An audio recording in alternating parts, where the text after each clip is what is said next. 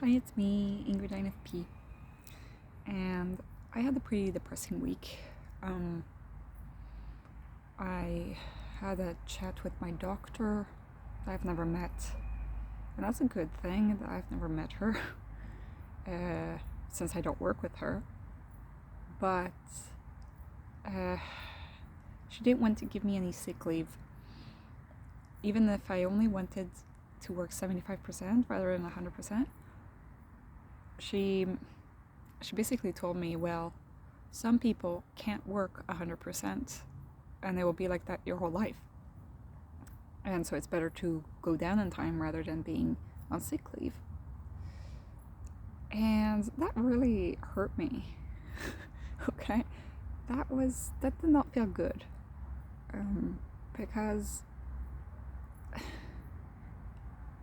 I'm young, and telling me that I'll never be able to work 100% was kind of tough, to hear. I think that's because she's seen in my journal, in my medical history, that I might have autism and ADHD, and so she thinks that, well, she thinks that I have these things, I guess, and therefore I can't work 100%.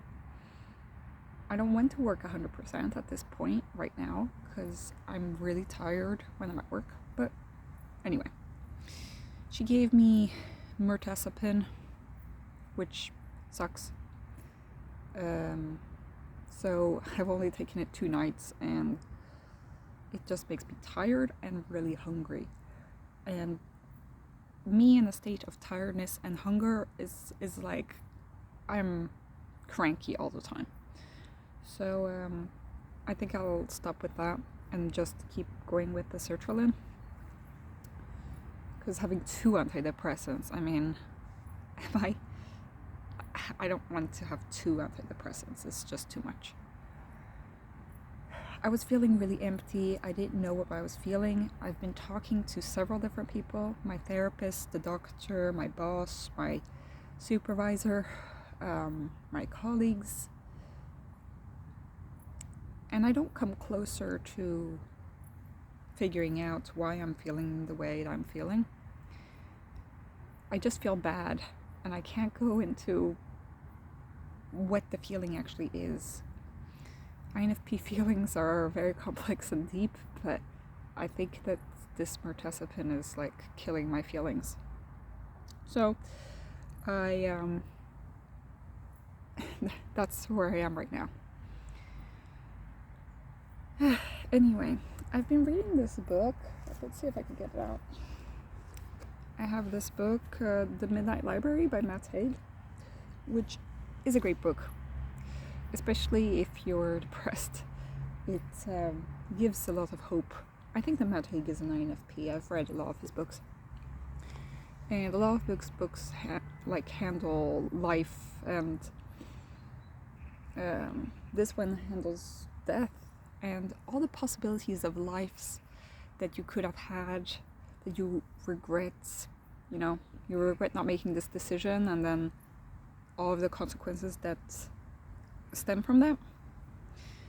So in this book, the main character wants to die, and while she's in her limbo between life and death, she ends up in the library, the Midnight Library, and all of the books are the possibilities of people that she could have been if she'd done this or this. So she goes through all of her regrets, but also what if this had happened? What if I've gone this path?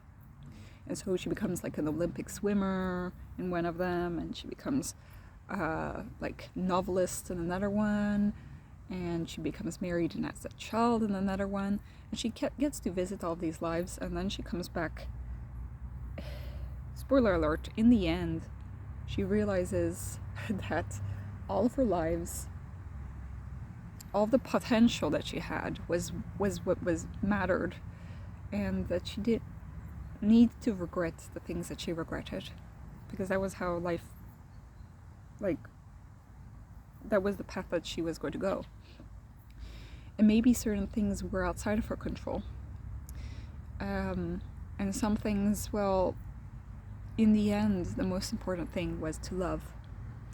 And to be loved, to love others. And even though she felt like her life did not have any meaning, that she didn't have anybody who cared about her if she disappeared, she ends up realizing that her life is meaningful to a lot of people that she like barely has thought of.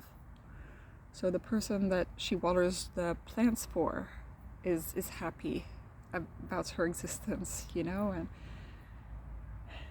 and somebody else who has shown her kindness and she like thanks them, and that is important. And so she makes peace with her own life, and that is just such a beautiful thing. Like, I think that as INFPs we can get caught up to all of the possibilities of the lives that we could be living and regretting not living them. Like, oh, what if I'd studied this, or what if I'd done this, or why did I say this to this person, and, you know, all the possibilities. I think NI users have a little bit of a easier time, but they have a harder time, like, because they want to make decisions that lead them to a certain outcome, that lead them to a certain vision. And sometimes things don't work out that way. But I think that as INFPs, we're not aware of all the consequences of our actions, always, because we don't really see where things could go. So we're going blindly on a path that we can't see, and we see all of the ways that it could be great or that it could go wrong, and it's really difficult for us to make decisions because of that. But in the end, that doesn't matter. We make the decisions, and then we live this life. And the most important thing is to keep wanting to keep living, to keep loving people, caring for people, caring for things, for this planet, for the world. And yeah, so I really like that book. It also made me think of liminal spaces, because the Midnight Library is a kind of liminal space where she ends up every time that a life doesn't really work out for her, all the lives that she's trying out. And it's where she realizes that she wants to live. And I've really thought about liminal spaces. I think that I've thought about them since childhood. I'm sorry, these motorcycles were really loud. I'm in a pretty nice location, like this little house over there. Anyway. More motorcycles. I can't remember what I was talking about. The liminal spaces. Since I was a child, I really liked airports and train stations and that kind of place. I found it really exciting to, like, everybody is on their way towards somewhere else. And it's not a place where you're supposed to stay. It's a place where you're on your way to some better place. You're in transition, you're in between two things. And usually they're pretty blank places. A little bit eerie side, like uncanny stuff. Like airports are really sleek, and they're made for the passage of a lot of people, and for people who are going to stay there for a short period of time. Okay. I'm sorry, I get so stressed out by the sound of motorcycles. Anyway. I was thinking of getting myself like loop earbuds or something like that to like dull the noise. Anyway, I love liminal spaces. when I was little, I used to also like elevators, I thought, or lifts, or whatever you call them, because like they would go up and down and they would bring you to a new place. It's like a waiting area. I really like, it's like you're passing by life, but you're in a little bubble. And it's kind of how it sometimes feels to be alive, you know? You're experiencing things, but you're also observing from the outside, looking in. I like, when I was small, I would sometimes just, you know, take the tram or the bus just to like be in motion, you know, towards another place. And I thought about this when I was reading Harry Potter. I don't support JKR. Anyway, I really was interested in the sort of in-between worlds that Harry Potter was in when he died. He came to platform 9 3/4, and there was Dumbledore there. And in these liminal spaces in books or in games, like I'm thinking like in Genshin Impact, which I play, like these liminal spaces where you talk to like dead people or to people that you trust. It's just, I just like that in stories. It just really excites me. And I kind of think that there is some kind of, you know, it's like your brain kind of trying to make sense of the fact that you're in between life and death, that you're in between places, that you're in waiting. I also think of the Golden Compass, a series by Philip Pullman, where, well, or Northern Lights, where they visit the land of the dead, and before they get there, they're kind of in like this waiting room, and these places are nondescript, undistinct, can be kind of dystopian, but can also kind of be like heaven, you know, like a light, and where you meet angels, or where you meet other people who are also waiting, strangers, or you can meet somebody who meant a lot to you in your life before you're sent on your way. So it seems like a common thread, at least in Western literature, which is what I read, that these characters, they go into these sorts of places. And I've always been fascinated with those kinds of places, because I was like, well, what is it that unites an airport with an elevator? Why is it that I like these kinds of spaces?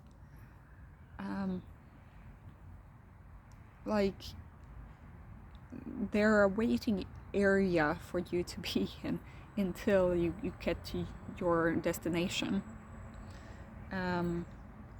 And so in the Midnight Library, it's a library, which isn't as much about coming to a destination physically, but mentally it's like you're choosing what experience you want to have.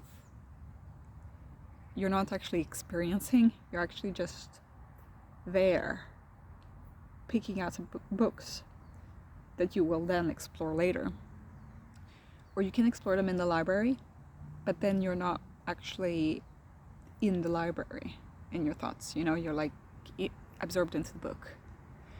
And in the book, there are other characters that can also do this, and they have like a video club, and other people have like an art gallery.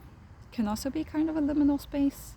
Often they're pretty empty, and you get absorbed into these pieces of art, and you're transported to some other place. And I think that there was another one that was a restaurant, which is a little bit less of a liminal space, but often like there's a kind of ritual around the place, or like a kind of purpose that this place is for, that isn't a home. It's a new place. Gosh, I'm sorry about the motorcyclists today. I've been thinking of like getting stuff to accommodate my sensory sensitivities, like the Loop or Calmer or Flare earbuds or something. I've been thinking also getting a lamp that does the sunlight lamp, because, well, here in Sweden it gets dark pretty quickly once winter rolls along. And I've also been thinking of getting like a weighted blanket. So yeah, anyway, I just wanted to share about my love of liminal spaces. Like, liminal spaces can be whatever you decide is liminal space. Abandoned places can be liminal spaces. I've also been watching a lot of like video essays, and one of the video essays was I like Elliot Sang, I think his name is, and he talks a lot about like third spaces, and well, he talks about all sorts of things, but so he did talk about the loss of third spaces, because nowadays everybody is on their computer rather than being, present. But also it's because it used to be that kids could play in each other's backyards, and they could go and run off, and then like it wouldn't be until the next day that like they would come home at night and they'd have played outside all day. I know that people from an older generation of mine have had this kind of childhood, but the world has become more unsafe and less tolerant of people just loitering around. People used to go to malls, and the malls are now a thing of the past, The library is kind of one of those third spaces where you can meet people without having to pay money. You can go to a cafe, and it is kind of a third space, but you have to pay in order to be able to sit there. And also, there are other places that are considered third spaces, basically not the home or work. Like places where you can hang out. It used to be that people would go to the cinema more often, and they would hang out in like the cinema lobby and that kind of thing. But nowadays it's a little bit more hard to like accept that we're disconnected from our peers, since everything that we do is just at school, work, and the home, and there isn't like any in-between area. So I like the in-betweens. I wish that we had more of that. I love going to the library. I like going to the store, even though that's not really a third space, but I like seeing these strangers that are just in passing. And I like seeing that they're all also on their way. And I wonder what you guys think, if there's some kind of liminal space that you like. What are your thoughts about liminal spaces? Also, if any of you have read The Midnight Library, I'd like to hear your thoughts. And maybe there's somebody who has some thoughts about this limbo space that a lot of authors and media creators talk about when it comes to the space between life and death. I'm going to leave before more motorcycles come. And yeah, have a great day, everybody. Bye.